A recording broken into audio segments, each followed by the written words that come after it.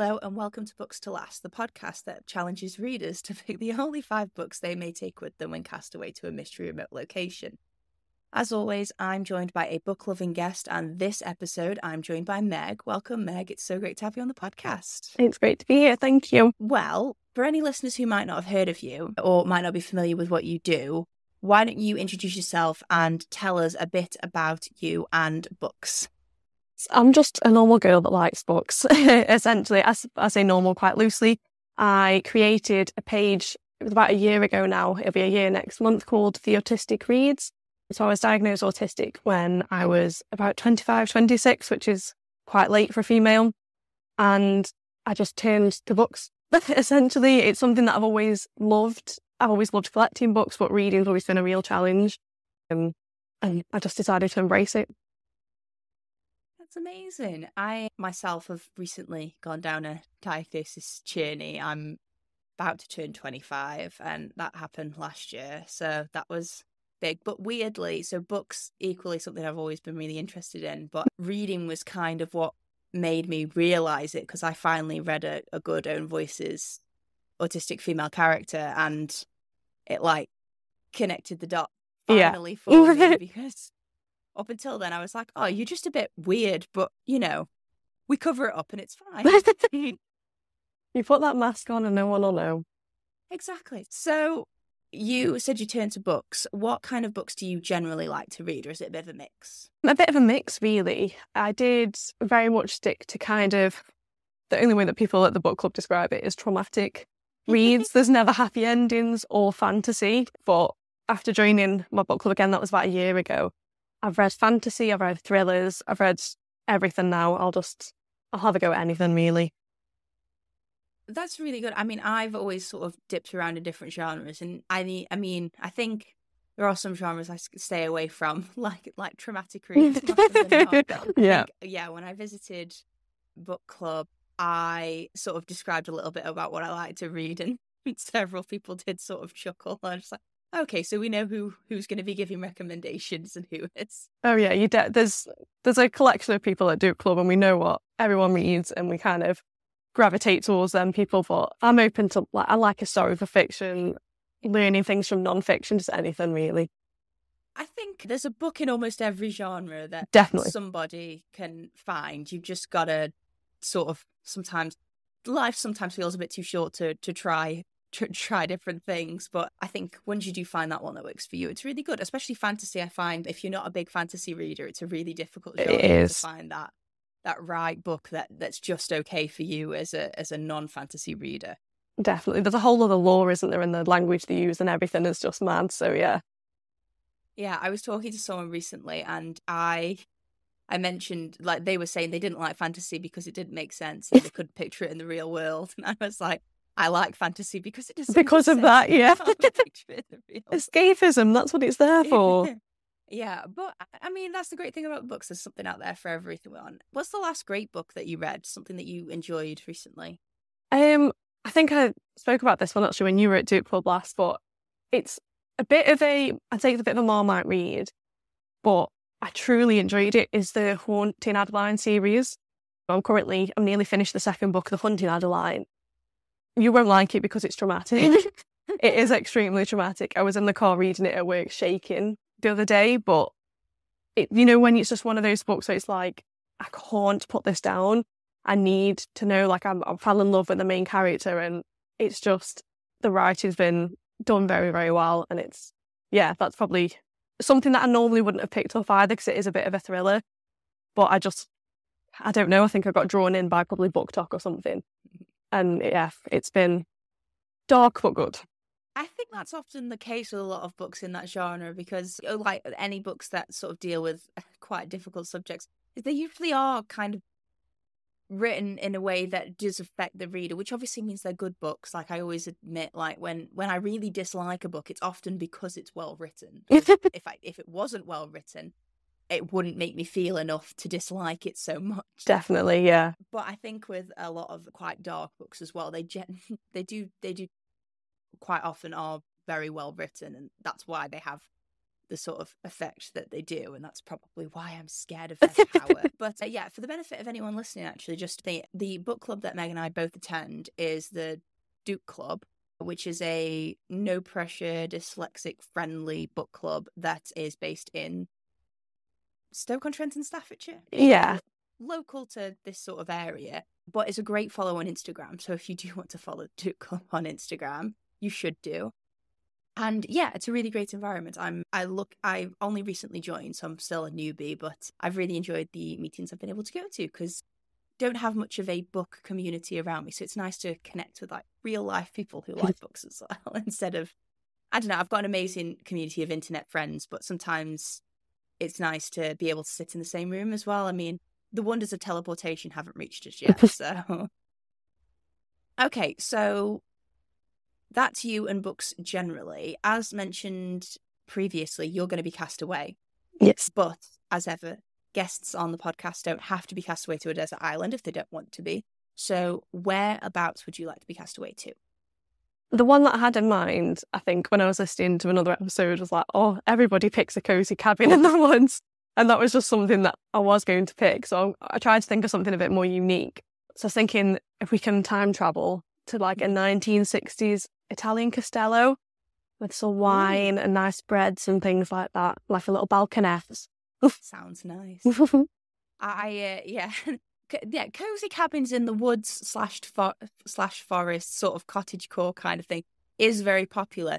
Strangely, it doesn't really matter where in the world the people are from. It's got a kind of really?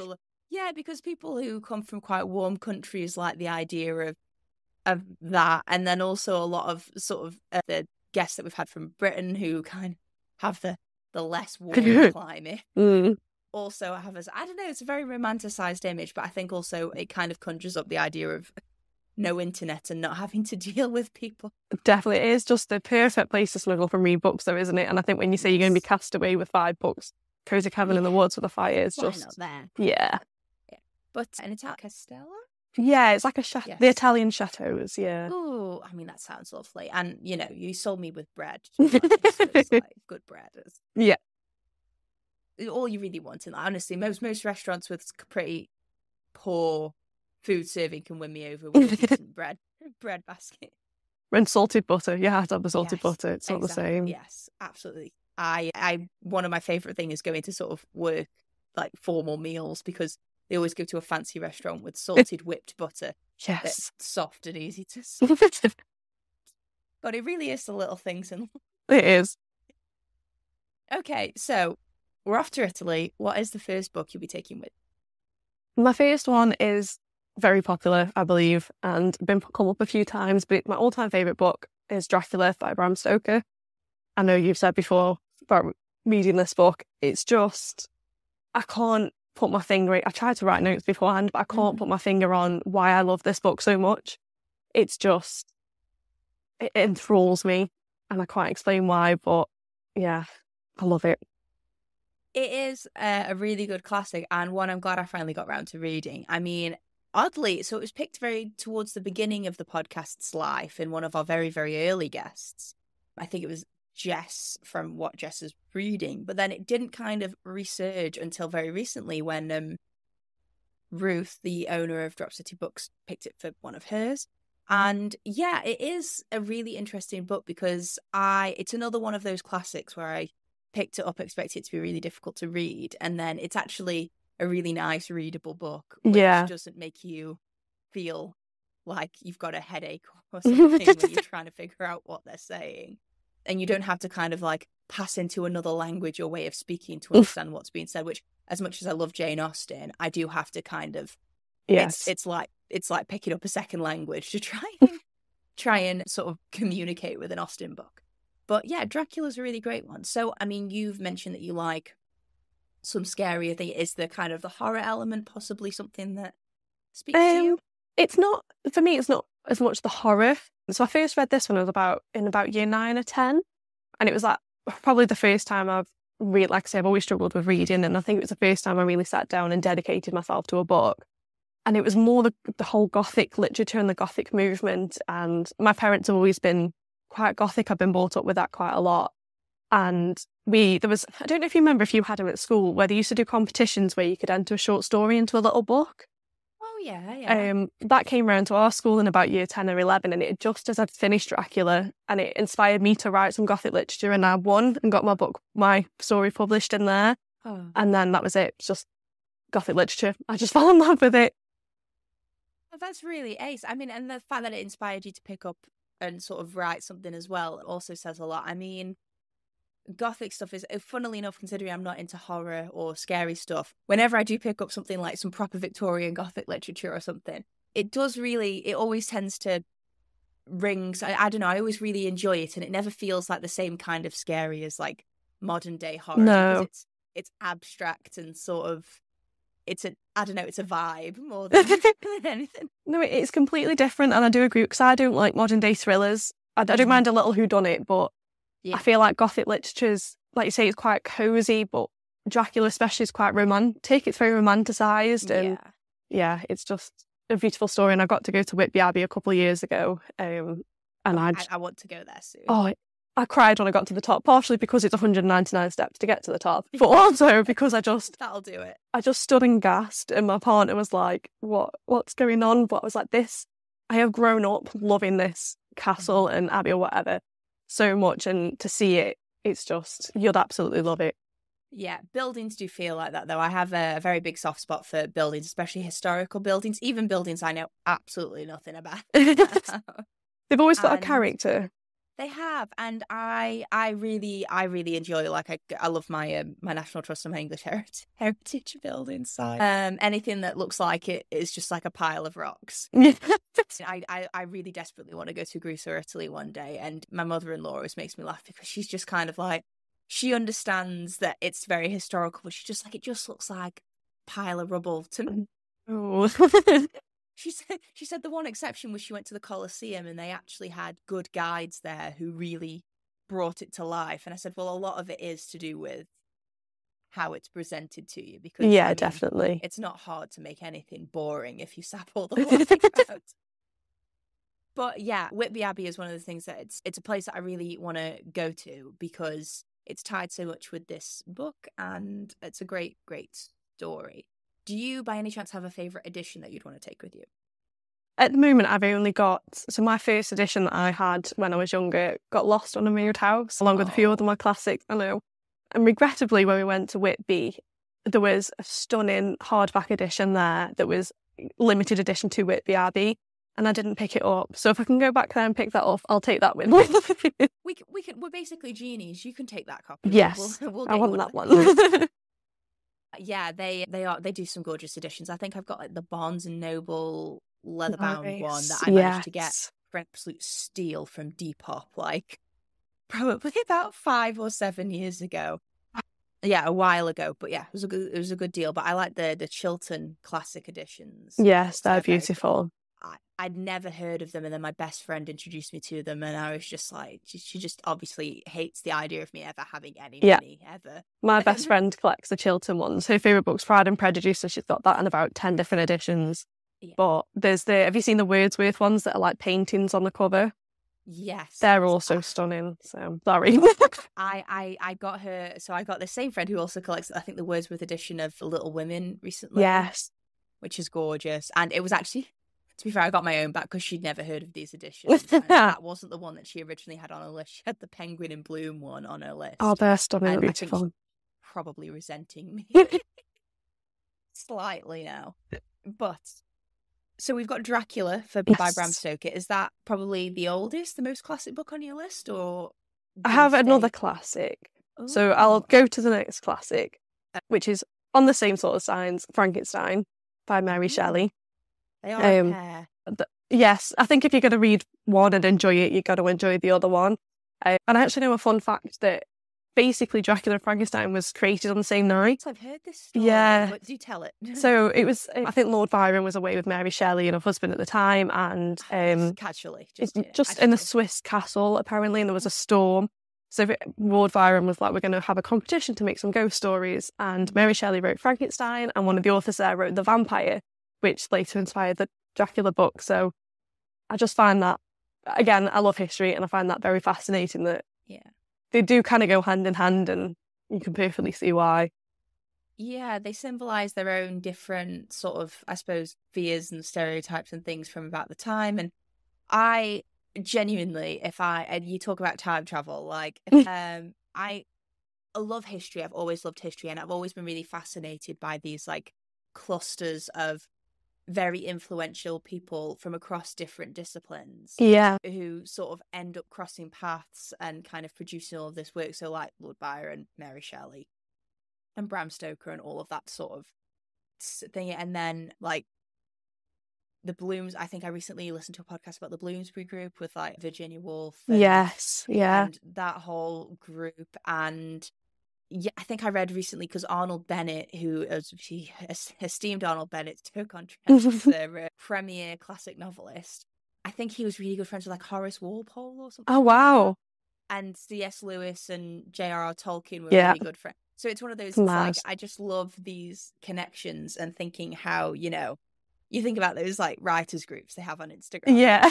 Like there's like, or WhatsApp group chats. Like trying to imagine them in modern day, yeah. You can just imagine if all of these like writers are just like, oh God, I've got writer's block. This is so irritating. Typewriter's broken. But yeah, it's a really, really interesting one. And the two of them do go really well together. I mean, one of them's a little bit more sci-fi, one of them a little bit more classic horror. Do you often dabble into sort of sci-fi or that kind of thing? Or is Frankenstein a bit of an anomaly? I think Frankenstein's a bit of an anomaly for me. I don't think I can name one other sci-fi, to be honest. Again, I think I read Frankenstein not long after Dracula when I was a bit younger. And without sounding really strange, I really related to the monster. And I felt so sorry for him. A lot of people do say that, don't they? Because, yeah, it's never what you think. Kind of like Dracula. It's the book you think it is. No, and especially when kind of modern theatres and films and things have made it something different. But again, I don't know if it's coming at it from an autistic side, but the monster's so autistic and he can't understand social cues. And I think reading that at quite a young age, I was like, that's a bit like, I feel like that sometimes when I go out, and it was just, like you say, just not what I was expecting from the book at all. Yeah, and that's really interesting. I mean, that's not something I would have considered, but yeah, it's very strange for a condition. Again, I hate the word condition, but for a quote unquote condition that is often characterized by like a difficulty with empathy, I find that I often find, I don't know, maybe it's sort of situational empathy. I don't know how I describe it, but I think a lot of people I know who have, you know, ASD or other neurodivergent conditions often have like a fundamental like understanding of more misunderstood characters, I suppose. Yeah. Because they can relate to different things. So yeah, that's an interesting way of reading it. I wonder. Oh, I bet someone's written an essay about that. I'd like to read. You'll have to let me know, actually. Yeah, I should probably look into it as well. Okay, so 2 pretty strong classics to start your list off. What is the third book you want to take with you? So I'm kind of sticking on the same mental health side of things, but going to a non-fiction, which is called Obsessive Intrusive Magical Thinking by Marianne Eloise. I picked this up last year. I think it only came out last year, to be honest. And I think this is the first book I've ever picked up and read and gone, how have you got into my brain and written this book? I could not put it down. I've tagged that much of it. I recommended it to everyone at Duke Club, I think. So along with my ASD, I've got ADD, PTSD and OCD. And there's not a lot of, I don't think there's a lot of conversation on OCD and what that is. So to pick up this and her talking truly and rawly about what OCD and intrusive thoughts are, it was just strangely comforting. Not to read, obviously, somebody else's pain and what they've been through, but to it was kind of like a little hug in a book for somebody else going, it's okay, I do it too. Like, it's fine. And I think it's just one of those that I always turn back to, especially if I'm having a bit of a dark time with it. I can just be like, well, there's someone out there that's written all this and it's not just me, I'm not alone, sort of thing. Well, with a lot of conditions like that, like OCD and ASD and that sort of thing, they are widely misunderstood terms. And because they've been colloquialized to mean generally quite normal behaviors and feelings, they kind of get minimized, and their real impact isn't properly appreciated until someone has like first-hand experience of either having it themselves or knowing someone and who has got it, and witnessing what that's like. Because, you know, everyone's heard someone say that they've got anxiety over something when they're feeling nervous, or they're stressed about something when they're just a little bit busy, or they have got OCD because they feel like they need to, I don't know, clean something or line something up a certain way, and it's not really representative of, I mean, I've on multiple occasions had people say that they had used like being autistic as sort of shorthand for either not being very good in social situations or just knowing something really well. Yeah. Which is just like, no. It's not what it is. It's just, oh, I need my house to be tidy, I'm so OCD. And I'm like, it's not what OCD is. And you wouldn't to know what it is either. But yeah, and it's one of those, it's like you don't wish these things on people, but at the same time, because it is so, and a lot of it's to do with pop culture and how media portrays things like this, because it's usually a punchline at someone's expense. It's one of those that, because it gets minimized, it then becomes something that's difficult for people who actually have those issues today. So yeah, it's really great when you can find a nonfiction book that kind of puts all of that on paper in a way that's relatable for a lot of people. Because I once heard, generally speaking, if you know someone with any kind of condition, you only really know that one person. Like, definitely. Everybody experiences everything differently, the same way that, you know, none of us have a cold the same way. Yeah. So yeah, but it is really great when someone can at least put enough time into thinking about their own thoughts and the way they experience things to try and make it accessible to other people. And it's nice. I always find it's good when they've got tips as well, because especially if someone's further down the road than you. Yeah. Skip ahead. I'd never even thought about that. That is a good idea. I will start doing it. Yeah. And that's the thing, is like, why, I mean, ask anyone at the club, like I will always rave about any books that's about neurodivergencies, but for the reason that you've just said, it's not just for us that can relate, but it's educational to others as well. My partner often reads them after me and like kind of picks up key points. He's like, oh yeah, that's Meg. And like you say, look for the tips in the writing and figure out what he can do to help as well. So more of these books are coming out, and I've got one actually to mention a bit later, and the more the better. Yeah, my husband isn't a big reader, but basically it sometimes gives me good ways to explain things that are otherwise very difficult to explain. Exactly that as well. Yeah, like it gives you words and sort of similes and like analogies that people get a bit better. Oh yeah, I'm going, read this. This makes more sense. And he's like, okay, I'll read it. Well, like, I'm just putting tags in all the books and getting excited. Yeah, it's been really great for explaining things in a workplace as well, because where you have to do a lot of education in terms of like getting support. Yeah. Having the words to be able to talk about that to someone is great, because otherwise it's really, really hard. One of the biggest issues I had with diagnosis wasn't, I think it was just trying to explain it to somebody who wasn't me. Yeah.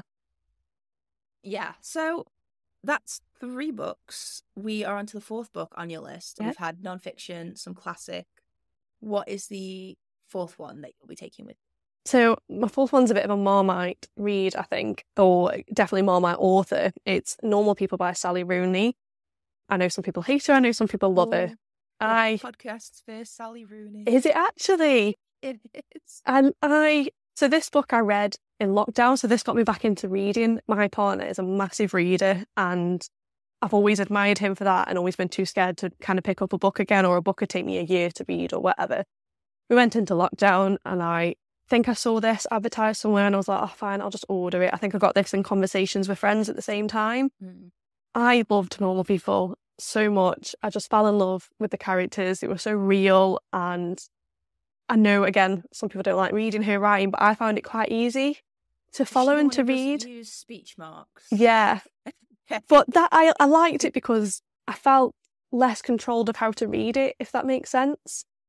So that makes sense. My imagination was just a bit more wild and a bit more open with it. And I think the TV adaptation did it wonders, really. Because like I say, there were bits where you were unsure whether it was a narrative or the character, but I don't know. I like that everybody probably reads it a bit differently then and gets a different tone from the character or anything. So, well, almost if you're removing punctuation and like it's almost a given that other people will take different things from it as well. Because I just remember my English classroom having this big poster on the wall that says, like it's punctuation saves lives, kids, because it's a comma on everybody. Oh, it's like let's eat grandma. Yeah. Let's eat grandma, and the comma was in a different way.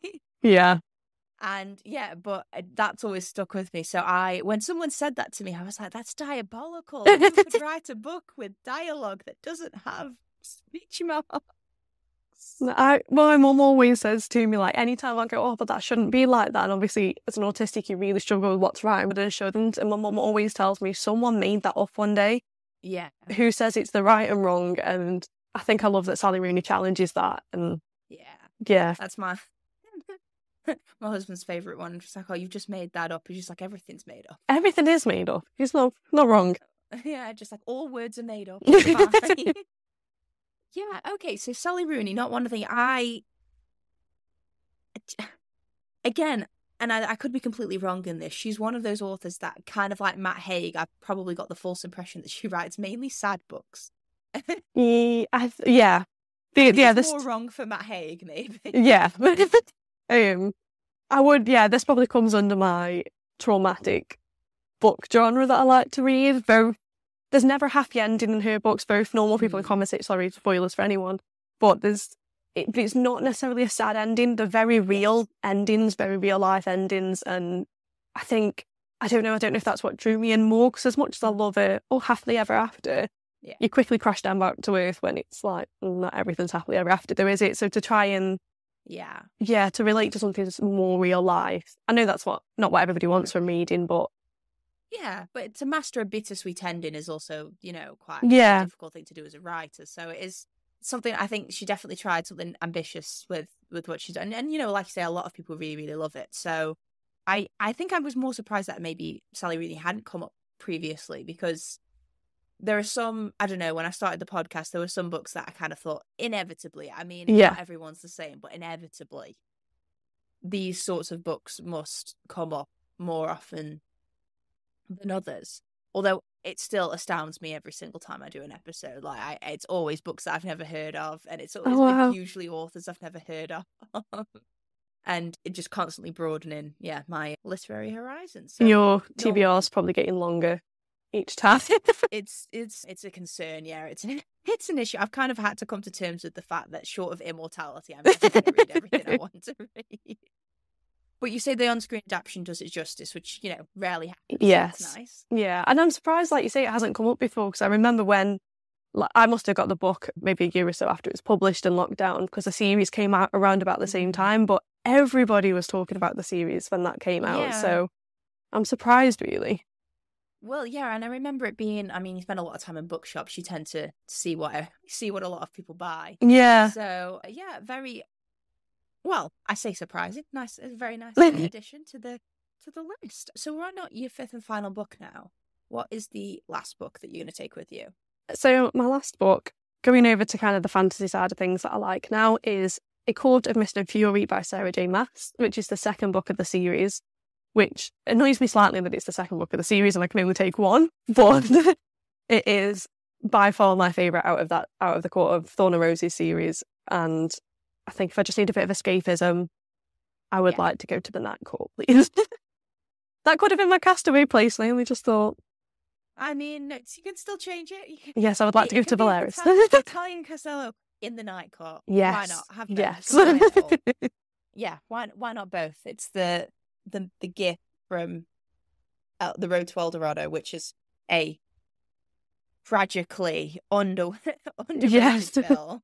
Excellent. But A Court of Mist and Fury, so are you a big Sarah J. Maas fan? I feel like I have to start the conversation with that. I want to say yes, but I've so far only read A Court of Thorn and Roses series. I'm a bit intimidated by, as you were just saying, I've got about 60 books on my shelf that need reading before I even buy another series that's got about 15 books in it. Yes. So I'm trying to make a dent in one first before I go on to the next sort of series of hers. But I think I read it first out of my group of friends, and then I got my best friend on it because she loves fantasy, and then I got my sister on it, and now we're all just stuck in this world that Sarah J. Maas has amazingly created. And yeah, she is good. people's route into Sarah J. Maas tends to really influence which of her books, because I read the Throne of Glass series because I started with them when I was actually quite young, because they were originally YA, and I say originally because the first 3 books are sort of YA, and then the 4th book takes like a nosedive. I say nosedive, it's still an excellent fantasy book, but it definitely deals with much less PG talks and content, and it gets gradually more intense as this, because there's 7 books in that series, and it definitely gets more. It gets closer to the A Court of Thorns and Roses series the further you get into that series. But I did really, really enjoy Throne of Glass, so I was always like, oh, I'll eventually get to A Court of Thorns and Roses. And then they released like the 4th one, and I think I spent a bit too much time in the fandom online, and they scared me a little bit.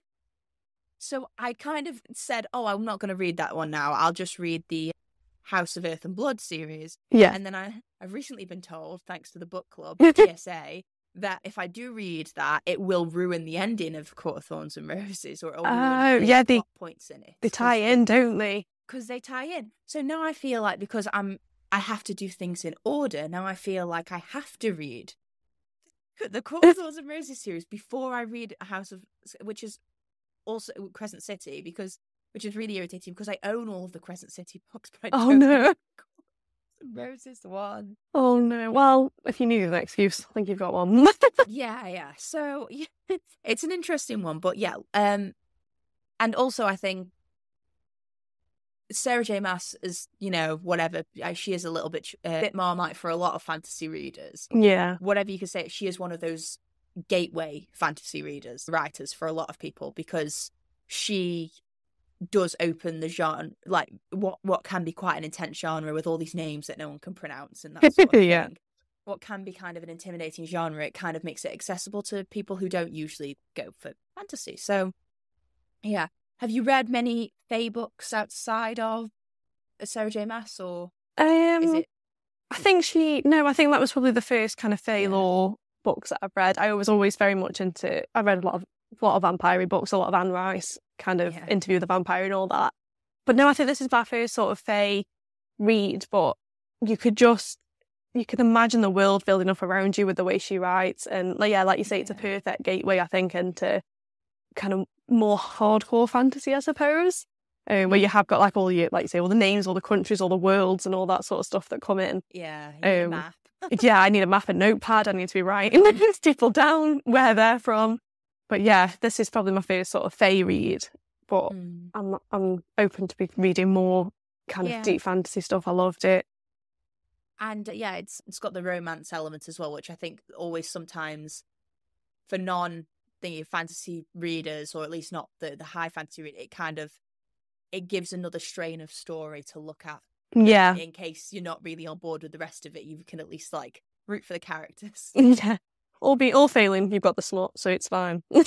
Yeah. Oh yeah, exactly. It's always good to have it as a backup. Just in case. But yeah, I mean, my favourite thing about this series, despite the fact I've not read it, is that obviously one of the characters is it Rysand? Is that how it's Rysand? Rysand. Yeah. Okay, so I know that because of how popular series is in America, Rysand, and Rhys for short, and how it's spelt in the book, has become a really, really like popular, because a lot of, and I may be generalizing here, but a lot of American readers think it sounds like really sort of unusual and exotic. Yeah. Now, I have got a younger cousin called Rhys. He has been called Rhys spelt that way since long before Sarah J. Maas, because it's actually, Rhys is an incredibly popular name in Wales because it's a Welsh name. Yeah. And he is, mostly Welsh, I think, from both sides of the family. So he is like a very, very decent proportion Welsh. So that's where he gets that from. But whenever I see anyone on Twitter, when it was Twitter, gushing over the name Rhys as this sort of really exotic like baby name or whatever, or just, it always makes me giggle because it makes me think of my little cousin, and I'm just like, no, not the same. I'd always see videos of like what classrooms are going to be like in about 10 years' time when readers name their kids after like Rhysand and Cassian and all these like high faith fantasy names. I feel like they've got to come back around. I was saying this to my husband because I was like, oh, there was a massive phase when Game of Thrones was at its height. Yes. Everyone was naming their daughter Daenerys. Yeah. And I was like, I cannot wait until the kids start to get to a certain age and you get to see what kind of pop culture their parents Yeah, you don't need to ask the generation, just hear the name and be like, yeah, I know where your parents are from. Yeah. So, but yeah, it should be interesting to see what resurfaces. So, okay, so that's all 5 of your books. Would you mind just recapping them just for the benefit of anyone who wants to take a note? So we've got Bram Stoker's Dracula, Mary Shelley's Frankenstein, Obsessive Intrusive Magical Thinking by Marianne Eloise, Normal People by Sally Rooney, and A Court of Mist and Fury by Sarah J. Maas. Amazing, and quite a varied list as well. So an interesting mix for people to check out. I'm very much a mood reader, and I think that shows it.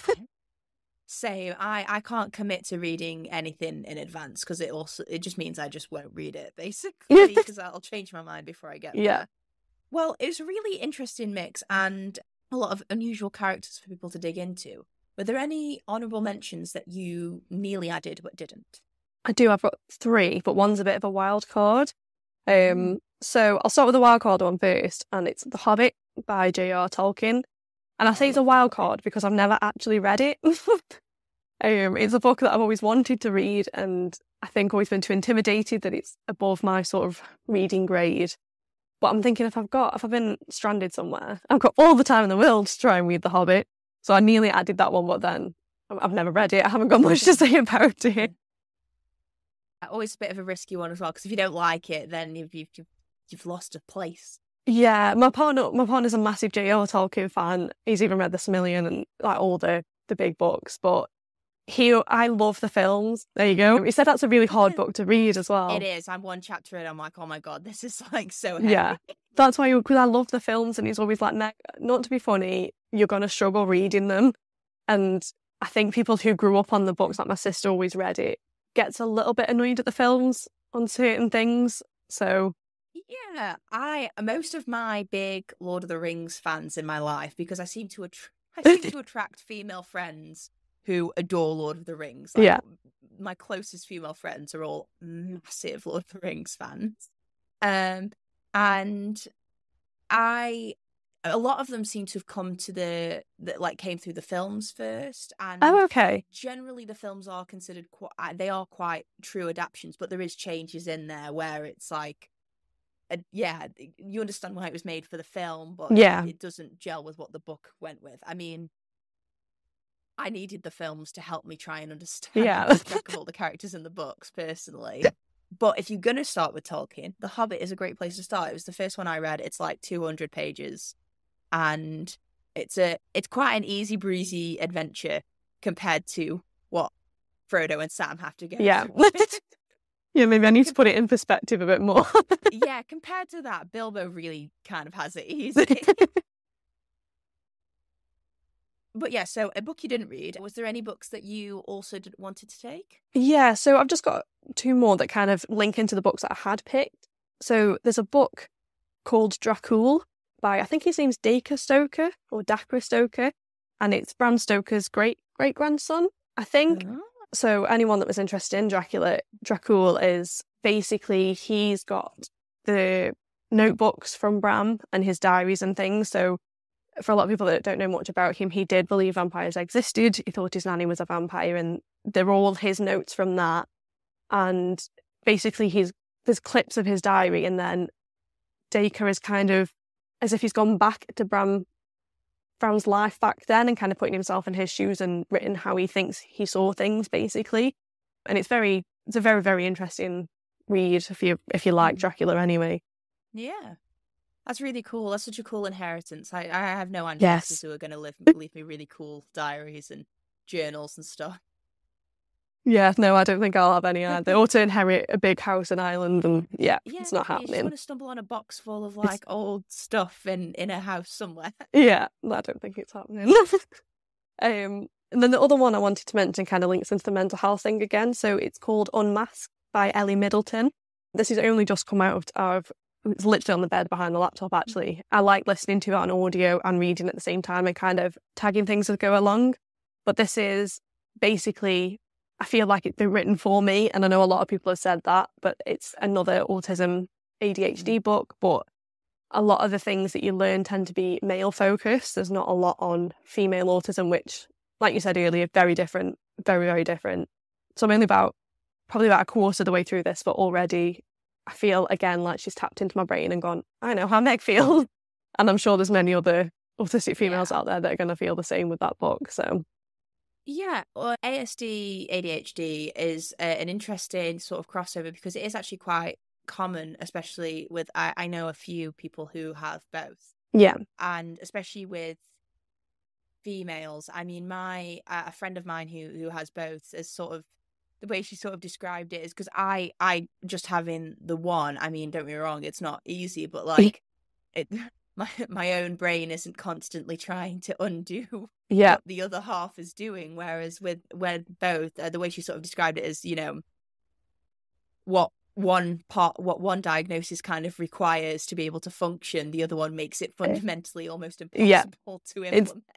You've got two people constantly in your head arguing to each other, and you're just stood in the middle like, someone pick something, we're doing one of you. Just like, yes, I need a routine, but also I can't maintain a routine. Yeah.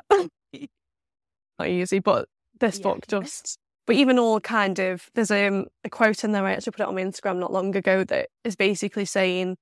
an answer to everybody saying, oh, everybody's autistic nowadays, is we should be looking at it more of, look at all the people we failed beforehand. And just the way she's battling kind of all this stigma in the book is, like I say, I'm a quarter of the way in and it's fantastic.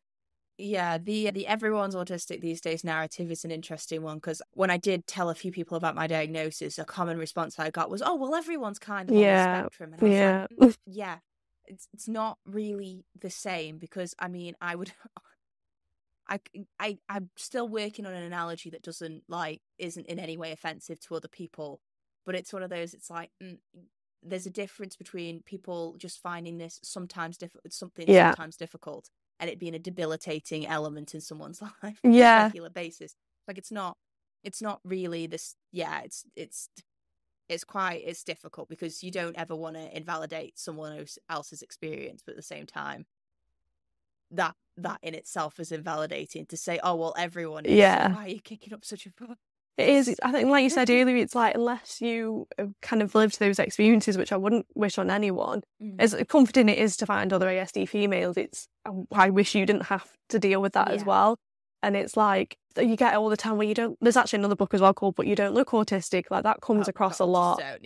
And it's like, I know, I mean, I've got quite a few with my chronic mental health illnesses. I've got hypermobility and stuff as well. I can be legally disabled. I don't claim for that. I don't say that, because I can still go to work. But I think some people do forget that it is a disability. It does disable some people. Yeah. And I don't know. I think we've got a long way to go. There's a whole other tangent now, isn't it? But it's a long way to go to break that stigma. That's probably its own podcast. Yeah. But the more I get on it, and I will keep recommending them, because it's I think a book's probably the only weapon we've got against this stigma, and we've just got to keep going. And the more research that's done into it, the better. Because I mean, people want to cite statistics. It's like, you can't cite statistics when for literally decades, if not coming up for a century, actual medical professionals were like, oh yeah, but half of the population can't even have autism. It's so ridiculous, isn't it, when you look back on it? It's just like, you can't possibly, no statistics have any like validity when you've got to take that into account. I don't think mental health issues and conditions like discriminate. It's not all, I'm only going to attack males at this point. If you've got a brain, you've got the capacity exactly for it to not work the way that conventional society wants it to work, basically. I don't know. I think a lot of it is, maybe if we didn't live in a society that was so intent on making everybody work the same way, it probably wouldn't even be as much of an issue as it is. But, there is that. Anyway, we got very deep there. We did. Books, fun books. Knowledge is power. That's what we're going to end it with. Yes. So those are some really great recommendations. If anybody wanted to hear about more books that you like and get more recommendations for great non-fiction and fiction and everything you're reading, where could they find you? I'm just on Instagram at the moment at the Autistic Reads, all one word. Yeah, I basically post not just autistic recommendations on there, so you don't have to get bored about banging on about that. anything I read, I'll listen to anything. It'll all be on there. Excellent. And I recommend people go and check out Meg's account. I will put the details in the podcast description.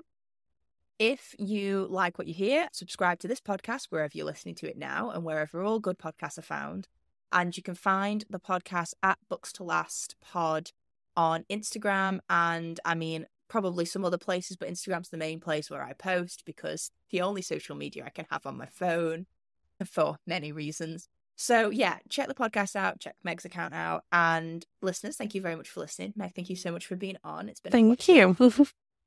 And until next time, bye for now.